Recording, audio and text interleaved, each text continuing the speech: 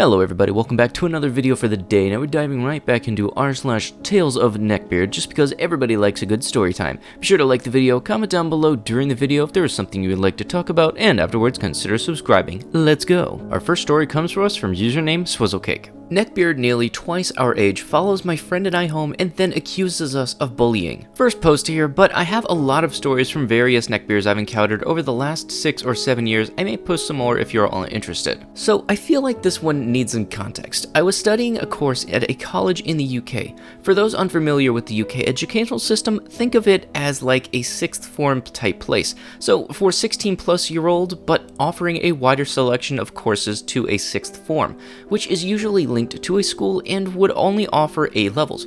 Everyone involved in the story was studying a course that involved retaking 5 GCSE exams.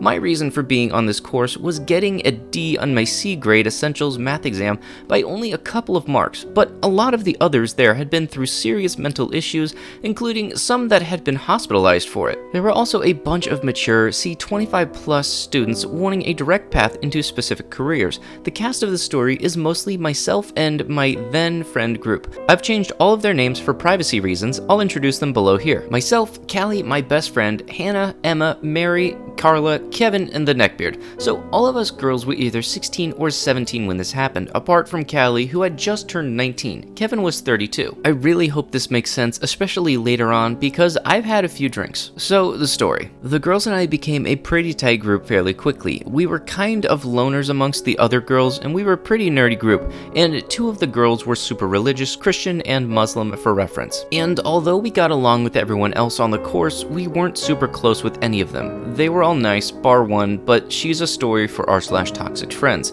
But we did all feel a bit judged by them just because we did our homework on time, you know? So anyway, the majority of us, apart from Mary and Carla, studied English literature over that year. Plus Kevin and 2 other girls who will be important later on, Kim and Fern. It was a small class. At first, we all got along really well. For a while, it was our favorite class, and it was a lot of fun while we learned. There were 2 classes for it per week, one from 3 p.m. to 4:30 p.m. on a Monday evening. Ugh, what a drag. But the tutor was amazing, and we all loved him. And the other one was from 1 p.m. to 2:30 p.m. on a Tuesday afternoon. It was our last class on a Tuesday, so we often went into town for food afterwards. Anyhow, the Tuesday class was led by a tutor who was super busy and used to give us a task, then basically ignored us for an hour and 20 minutes while she marked work from other classes. She was also super sweet and would talk through absolutely any issue we were dealing with, helped us with our work a lot, and didn't mind if we pissed about it a bit.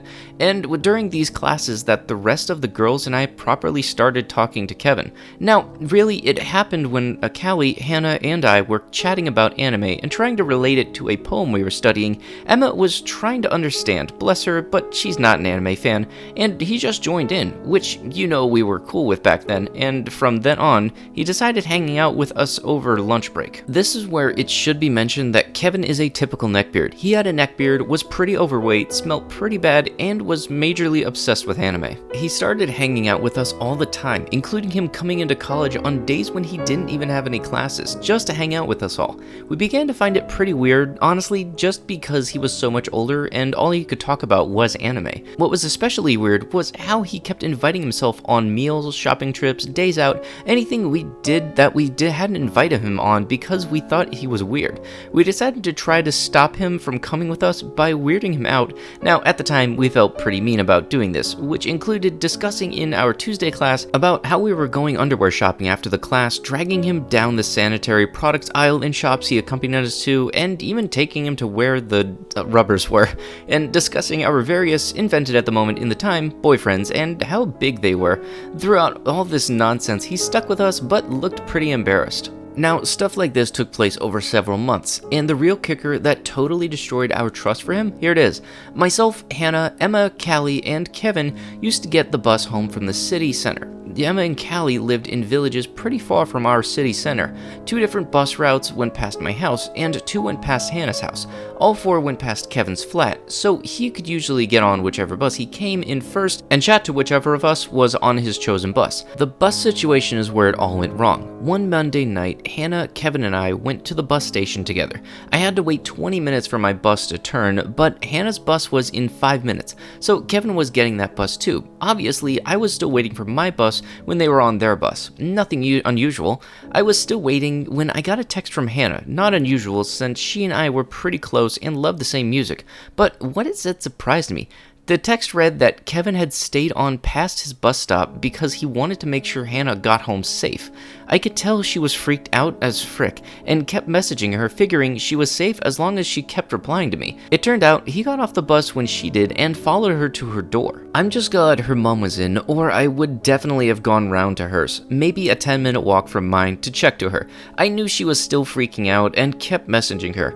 The next day, we told the rest of our friends group what had happened, and obviously they were freaked out too. We managed to avoid Kevin over lunch break that day and somehow managed to act normally with him in our class that afternoon. The next Monday in our tutorial session, think form, Hannah, Callie, and I, who were in the same tutorial group, thought it was best to speak to our personal tutor, maybe the most kind and genuine woman I've ever met, about what had happened.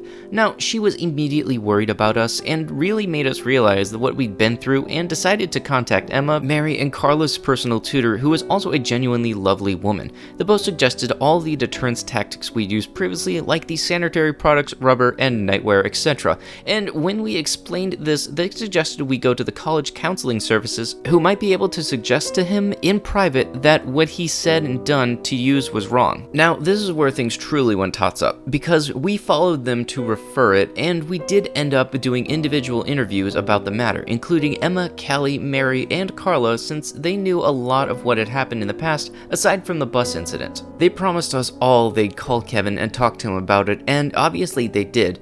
We had our interviews on Thursday. Now, Thursday was the day where Emma and I both had English language and maths together, which combined classes times running from 1 p.m. to 4:45 p.m. Emma and I were never close. While I think about it, she is considered for r/toxic friends, but we sat together in the English language class because we weren't especially close with anyone else in the class.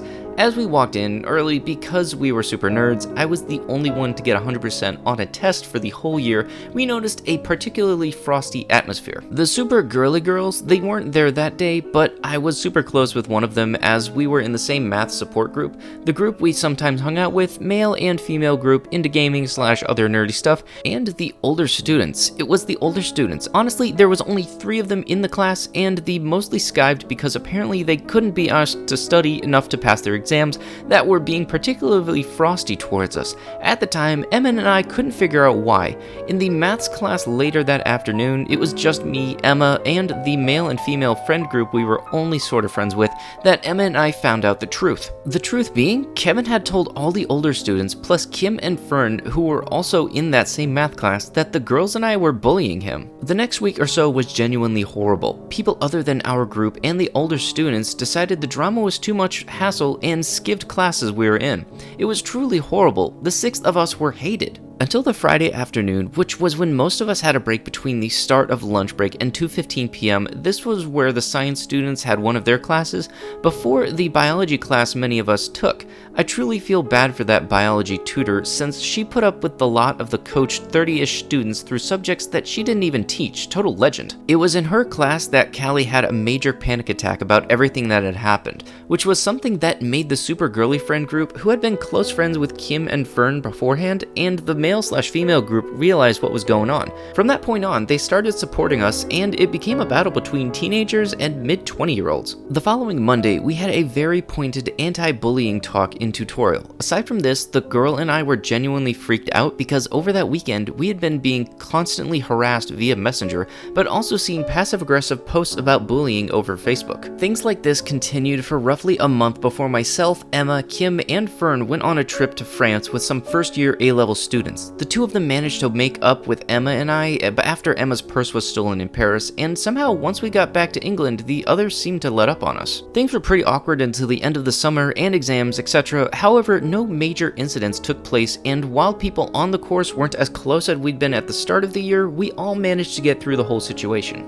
Since those days, 5 to 6 years ago now, Callie and I are still very much best friends, and while we lost contact with Carla, Mary, and Hannah, this was all the fault of Emma at some stage. We hold nothing against any of them, but we do definitely dislike Emma since she caused nonsense since. Kevin really caused a lot of stuff, was pretty creepy, especially since he was so much older than us. While the eventual breakdown of our friend group was nothing to do with him, everything else was definitely his fault. The whole situation caused a lot of drama, including most of us being sick from nerves and having panic attacks. It hurt us all a lot at the time. I only know what happened to myself, Hannah, Callie, and Carla coming out of it. Hannah and Carla only because I follow them on various social media. Callie and I are still very much best friends. I really do hope Mary is doing good because I know she was going through a lot, and that Emma is okay because no matter how much of a barch she is, she deserves to be treated well. Now, Kevin, you ask. Last I heard, he had just graduated as a primary school ages 4 to 11 teacher. Yeah, he's teaching kids that younger after he put girls over 10 years younger than him through.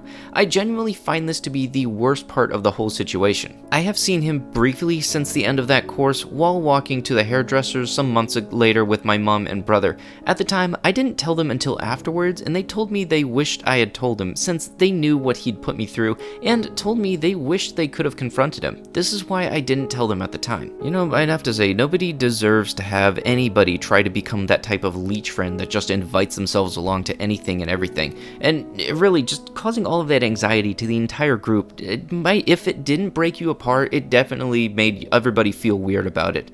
And I really do hope all of you guys are doing okay. Well, except for Kevin. Our next story comes to us from username The Irish Potato. ER Neckbeard Strikes Back, Part 2. So 18 days ago, I was in the hospital for surgery due to a cyst in my throat. TLDR for Part 1, if you don't want to read, a wild neckbeard hit on me and even misgendered me while I was in the waiting room. You know, I actually remember covering this one very briefly, so I'm glad that there was a follow-up for this. So it's been 18 days. What happened? Well, surgery went well, staples are out and healing well, I'm wheezing now and then, but overall okay. As our tale begins, I was at our friendly neighborhood Safeway on my lunch break and getting me some very exciting crunchy food since I was on a soft diet for 2 weeks with some strawberry milk. As I grabbed my sweet pink milk, a too familiar face, fedora, and trench coat catch my eye, ER Beard. I was listening to my usual podcast, MBM, my brother, and me, and I beeline for the self-checkout. Sadly, ER Beard saw me and followed me. I make it to self-checkout, and my misfortune there is a line. ER Beard approached me and didn't take the hint I had earbuds on. As I go to play the next episode, ER Beard saw what I was playing on my phone and audibly scoffed. "Those are the idiots who owned the Adventure Zone?" he said with a hiss. Without looking at him, I said the following. Yes, and I also listen to that. I enjoy their form of storytelling and even cosplay NPCs such as Kravitz, Barclay, and a player character named Taco. If you don't enjoy it, that's fine, but don't discourage others because you're an entitled butt. I did turn to see a look of anger on his face, and he glared daggers at me. "Do you play D&D then?" "Yes, I even DM. What's the point of this?" He then pushed his glasses up and smirked. He went off about how D&D is solely a combat and puzzle game, and how anything about individuality and story building is pointless and stupid. Also, insert him clearly being phobic and sexist in the same breath. He ended his long rant that ended up following me to the free self-checkout by saying, "You're a girl though, so you wouldn't understand.